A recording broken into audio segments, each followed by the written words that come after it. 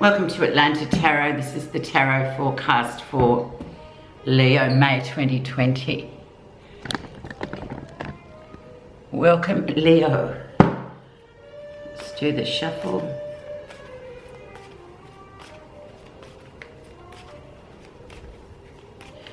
Okay, Leo, so the energy around your reading for May, and for most of it we're in Earth, so we're in Taurus, so there should be some sort of stability.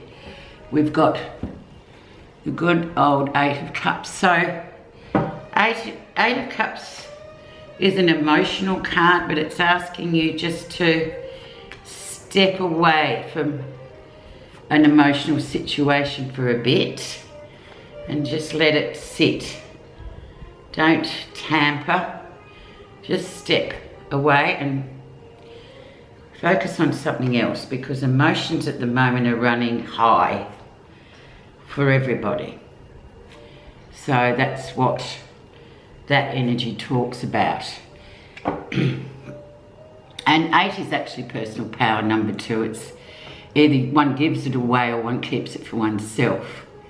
So that's the energy I'm getting. So whichever way that falls for you, that's up to you.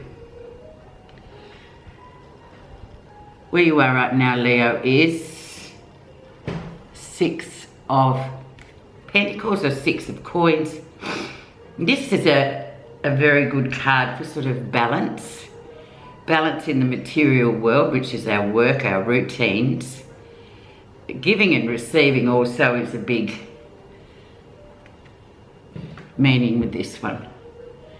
So it looks to me like, you know, you've got everything in balance. Everything's sort of, it's a minor card, but you've got everything nicely going along. Your routine's working out for you, you're giving and you're receiving. So that's always a good sign, I feel. Let's see what's influenced that to happen for you though in May. The Two of Cups. The Two of Cups is that emotional connection you have with, could be family, friends, relationships of all sorts.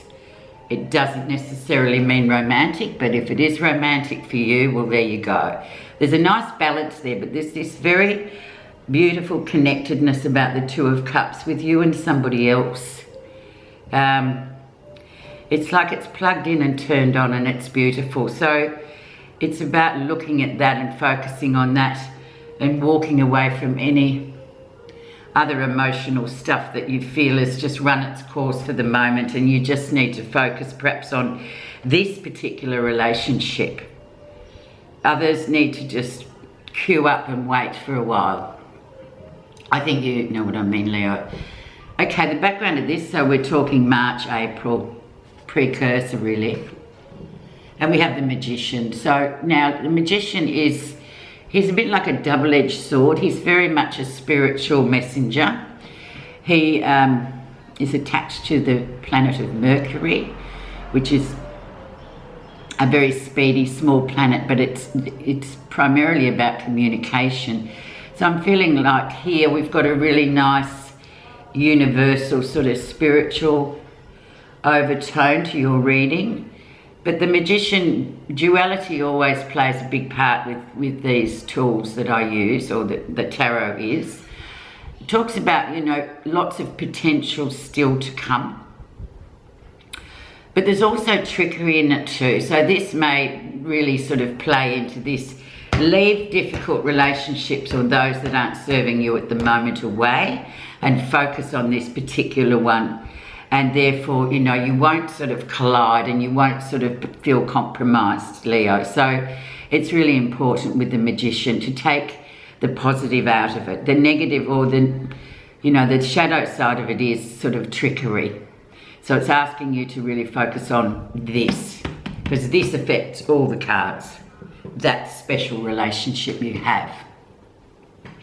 Recent influences, we have the Ten of Cups. Yet another emotional card, Leo, but once again, I'll just remind you that the Ten of Cups can sort of be, you know, it's that happy marriage, happy card. But then also with a lot of people, it can be a facade of sorts.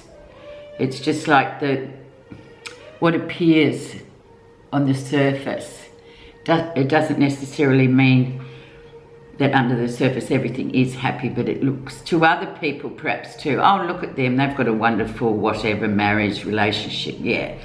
But this is what's come in for you recently. So it's about focusing on that relationship in particular, taking everything that it has and just sort of connecting with this particular person.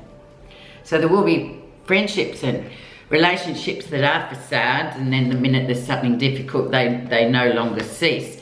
But, we all know that. Let's see the lesson you're learning, Leo. 10 of Pentacles, so stability. It's very much belonging to Taurus, earth energy as well. There's a lot of stability around you at the moment. There's also legacy with the 10 of coins, so it's what you're leaving behind. It's what counts in May for, playing your part in that legacy and family, very much family story. So whoever this is, it's very much a part of your family of origin, basically. So that's nice, and it's about creating a legacy too with that. Near future, we have the Lovers. So a very weighty decision to be made, probably in the 2nd of May. Just thinking, okay, do I want this? Do I need this? Is this working for me? The Lovers is the icon for Gemini. We're in the last 2 weeks of May. It's indeed in Gemini time, which is a different matter altogether. But this will be when these decisions come in, weighty decisions, what to do. And one must really use a lot of consideration with these decisions. You can't just sort of go, oh yes, I picked that one and it's done, and because it's not, it's a big deal. But once again, the Lovers talks about, those very special relationships. Interesting.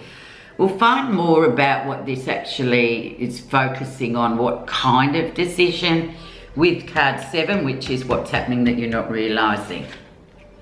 And yeah, very much people from the past returning, looking back at childhood, looking back at your past, very much so. So I'm feeling like this is very much familial, or familial of origin, so your own family, but also other people in your past.